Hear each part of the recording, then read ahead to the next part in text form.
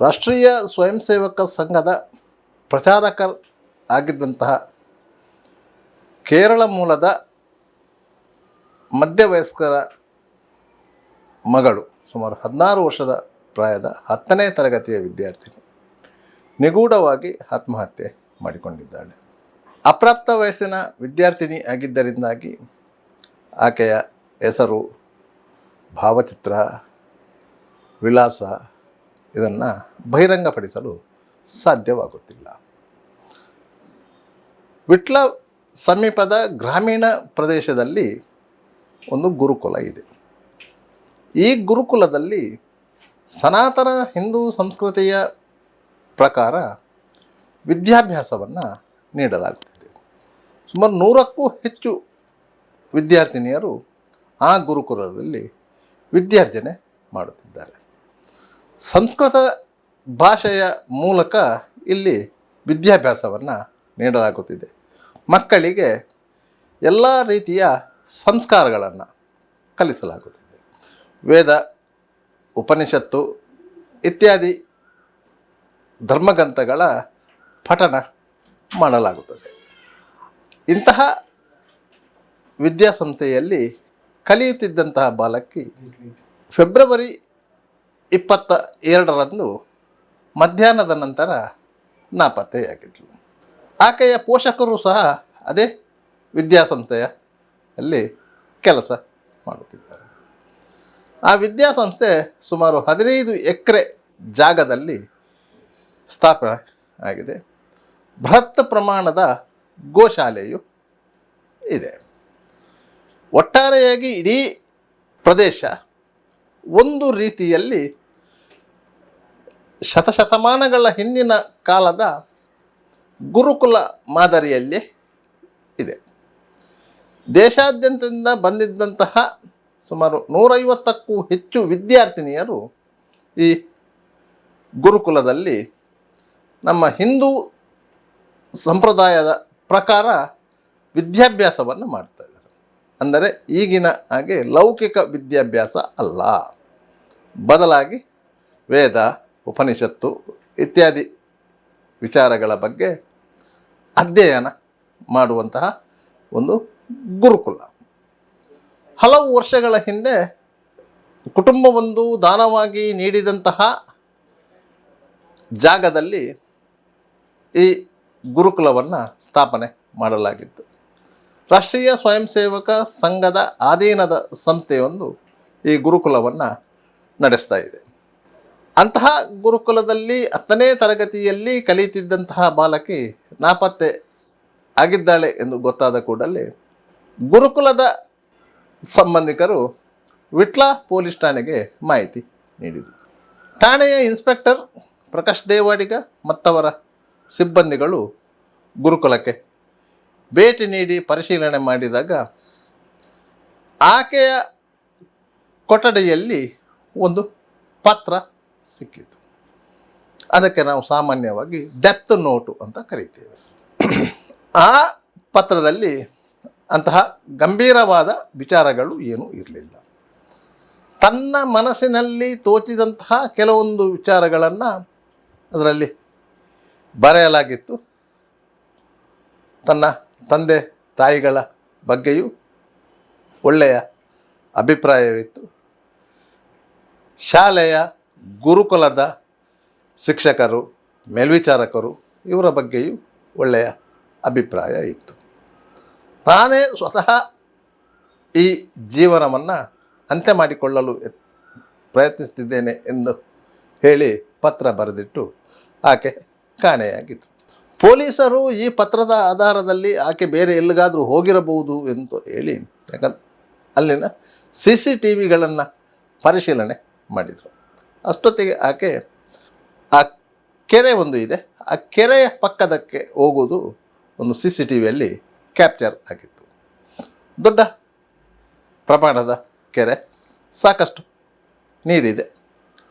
ಆ ಕೆರೆಗೆ ಇಳಿಬೇಕಾದ್ರೆ ಅದಕ್ಕೊಂದು ಬೇಲಿಯ ಥರದ ತಡೆಗೋಡೆ ಇದೆ, ಆವರಣ ಗೋಡೆ ಇಲ್ಲ. ತಡೆಗೋಡೆ ದಾಟಿಯೇ ಕೆರೆಯ ಬಳಿಗೆ ಹೋಗಬೇಕು. ಆ ರೀತಿಯಾಗಿ ಹೋಗಿರುವ ಸಾಧ್ಯತೆಗಳಿದೆ. ತಕ್ಷಣ ಕೆರೆಯನ್ನು ಹುಡುಕುವ ತೀರ್ಮಾನ ಕೈಗೊಂಡು ವಿಟ್ಲದ ಫ್ರೆಂಡ್ಸ್ ಫ್ರೆಂಡ್ಸ್ ಅಂತ ಒಂದು ಸಂಘಟನೆ ಇದೆ, ಗುರುಳೀಧರ ಪೈ ಅವರದ್ದು.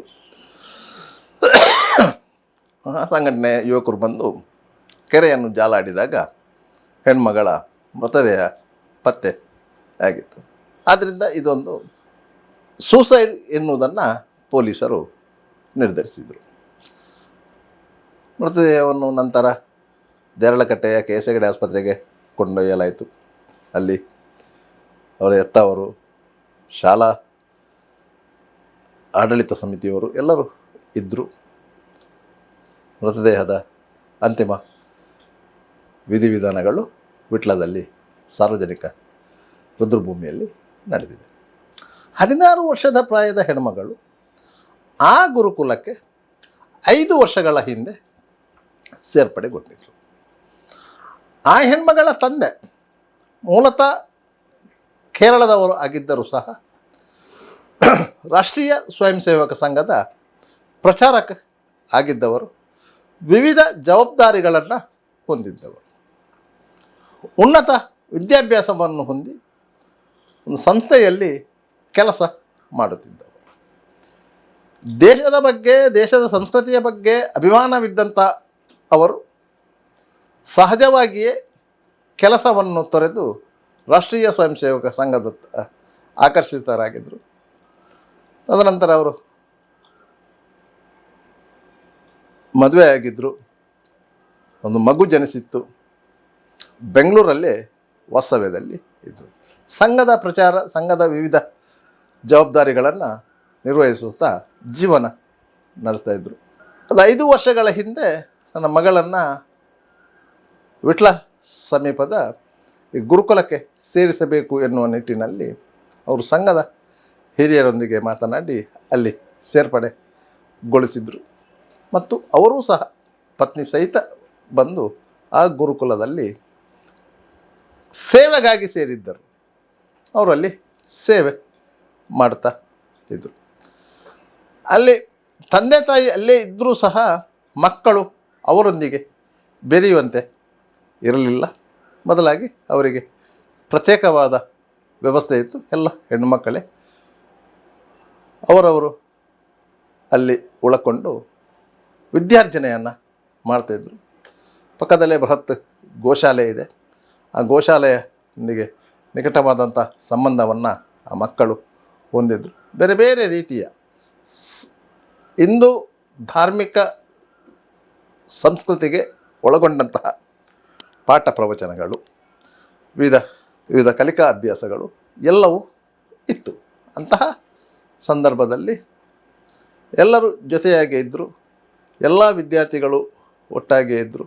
ಅಂತಹ ಸಂದರ್ಭದಲ್ಲಿ ಈ ವಿದ್ಯಾರ್ಥಿನಿ ಯಾವುದೋ ಕಾರಣದಿಂದ ಆತ್ಮಹತ್ಯೆ ಮಾಡಿಕೊಂಡಿದ್ದಾಳೆ ಎನ್ನುವಂತಹ ಮಾಹಿತಿಗಳು ಲಭ್ಯವಾಗ್ತಾಯಿದೆ. ಪ್ರಕರಣವನ್ನು ದಾಖಲಿಸಿಕೊಂಡು ತನಿಖೆ ನಡೆಸುತ್ತಿರುವಂತಹ ವಿಟ್ಲ ಪೊಲೀಸ್ ಠಾಣೆಯ ನಿರೀಕ್ಷಕರಾದ ಪ್ರಕಾಶ್ ದೇವಾಡಿಗ ಅವರು ಆ ಶಾಲೆಯ ಎಲ್ಲ ವಿದ್ಯಾರ್ಥಿನಿಯರನ್ನು ಪ್ರತ್ಯೇಕವಾಗಿ ವಿಚಾರಣೆಗೆ ಒಳಪಡಿಸಿದ್ದಾರೆ. ಯಾವುದೇ ವಿದ್ಯಾರ್ಥಿನಿಗೂ ಈಕೆಯ ಅಂತರಂಗವನ್ನು ಅರಿಯಲಿಕ್ಕೆ ಸಾಧ್ಯವಾಗಿಲ್ಲ. ಆದ್ದರಿಂದಾಗಿ ಆ ಆತ್ಮಹತ್ಯೆ ನಿಗೂಢತೆಯನ್ನು ಸೃಷ್ಟಿಸಿದೆ ಎನ್ನಬಹುದು. ಆತ್ಮಹತ್ಯೆ ಮಾಡಿಕೊಳ್ಳುವಂತಹ ನಿಖರವಾದ ಕಾರಣಗಳಿಲ್ಲ. ಆಕೆ ಸ್ವತಃ ಬರೆದಿಟ್ಟಂಥ ಡೆತ್ ನೋಟ್ನಲ್ಲೂ ಸಹ ಯಾಕಾಗಿ ಆತ್ಮಹತ್ಯೆ ಮಾಡಿಕೊಳ್ಳುತ್ತಿದ್ದೇನೆ ಎನ್ನುವ ಬಗ್ಗೆ ಉಲ್ಲೇಖವಿಲ್ಲ. ಆದರೆ ಎಲ್ಲರನ್ನೂ ಉದ್ದೇಶಿಸಿ ಬರೆದಂತಹ ಕೆಲವೊಂದು ಶಬ್ದಗಳು ಆಕೆ ಮಾನಸಿಕವಾಗಿ ಯಾವುದೋ ಒಂದು ವಿಚಾರದ ಬಗ್ಗೆ ತೊಳ್ಳಾಡುತ್ತಿದ್ದಳು ಎನ್ನುವಂಥ ಭಾವನೆಯನ್ನು ಮೂಡಿಸ್ತದೆ. ಇದನ್ನು ಹೊರತುಪಡಿಸಿದರೆ ಆಕೆಯ ಆತ್ಮಹತ್ಯೆಗೆ ಕಾರಣ ಇಲ್ಲ. ಆದರೂ ಒಂದು ಪ್ರಮುಖ ಸಂಸ್ಥೆಯ ಜವಾಬ್ದಾರಿಯಲ್ಲಿರುವಂತಹ ಒಂದು ಗುರುಕುಲದಲ್ಲಿ ಸನಾತನ ಹಿಂದೂ ಧರ್ಮದ ಆಶಯಗಳನ್ನು ಪಾಲಿಸಬೇಕು ಎನ್ನುವ ನಿಟ್ಟಿನಲ್ಲಿ ಮಕ್ಕಳಲ್ಲಿ ಆ ರೀತಿಯ ಭಾವನೆಯನ್ನು ಉದ್ದೀಪನಗೊಳಿಸುವಲ್ಲಿ ಪ್ರಮುಖ ಪಾತ್ರ ವಹಿಸಿದಂತಹ ಗುರುಕುಲದಲ್ಲಿ ಇಂತಹ ಘಟನೆ ನಡೆದದ್ದು ಮಾತ್ರ ದುರಂತ. ಒಟ್ಟಾರೆಯಾಗಿ ಈ ಪ್ರಕರಣದ ತನಿಖೆ ನಡೀತಿದೆ.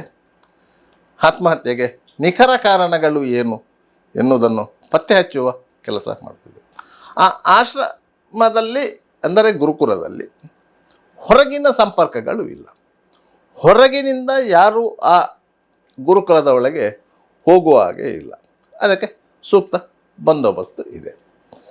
ಯಾರು ಅನ್ಯ ವ್ಯಕ್ತಿಗಳು ಆ ಗುರುಕುಲದೊಂದಿಗೆ ಸಂಪರ್ಕ ಸಾಧಿಸುವಂತಿಲ್ಲ. ಕೇವಲ ಆ ಗುರುಕುಲವನ್ನು ಮೇಂಟೈನ್ ಮಾಡುವವರು ಮಾತ್ರ ಗುರುಕುಲದೊಳಗೆ ಹೋಗ್ತಾರೆ. ಪ್ರತಿಯೊಂದು ಕಡೆಗಳಲ್ಲೂ CCTVಗಳ ಕಣ್ಗಾವಲಿದೆ ಮತ್ತು ಸಾಕಷ್ಟು ಮಂದಿ ಸಿಬ್ಬಂದಿಗಳು ಇದ್ದಾರೆ. ಪ್ರತಿಯೊಬ್ಬರನ್ನು ಸಹ ಬಂದರೆ ಅವರು ಕೂಲಂಕಷವಾಗಿ ಪರಿಶೀಲನೆ ಮಾಡಿಯೇ ಒಳಗೆ ಬಿಡುವಂಥ ಪರಿಸ್ಥಿತಿ ಇದೆ. ಅದರಿಂದಾಗಿ ಅಲ್ಲಿ ಬೇರೆ ರೀತಿಯ ಚಟುವಟಿಕೆಗಳು ನಡೀಲಿಕ್ಕೆ ಆಸ್ಪದನೆ ಇರಲಿಲ್ಲ. ಅದರಿಂದಾಗಿ ಅಂತಹ ಒಂದು ಗುರುಕುಲದಲ್ಲಿ ಇಂತಹ ದುರ್ಘಟನೆ ನಡೆದಿದೆ. ಈ ಹಿಂದೆಯೂ ಸಹ ಒಂದೆರಡು ಘಟನೆಗಳು ಆ ಗುರುಕುಲದಲ್ಲಿ ನಡೆದಿತ್ತು ಎನ್ನುವಂತಹ ಮಾಹಿತಿಗಳು ಇವೆ. ಆದರೂ ಅದು ಸ್ಪಷ್ಟವಾಗಲಿಲ್ಲ.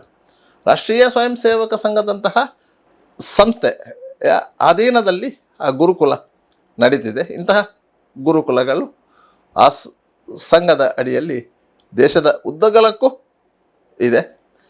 ಅಲ್ಲಿಯೂ ಸಹ ಅವರ ಶಿಸ್ತಿಗೆ ಅನುಗುಣವಾಗಿ ವ್ಯವಸ್ಥೆಯನ್ನು ರೂಪಿಸಲಾಗ್ತಾ ಇತ್ತು. ಇಂತಹ ಸಂಸ್ಥೆಯಲ್ಲಿ ಈ ದುರಂತ ನಡೆದಿದೆ. ಇದು ವಿಷಾದನೀಯ ಅಷ್ಟೇ.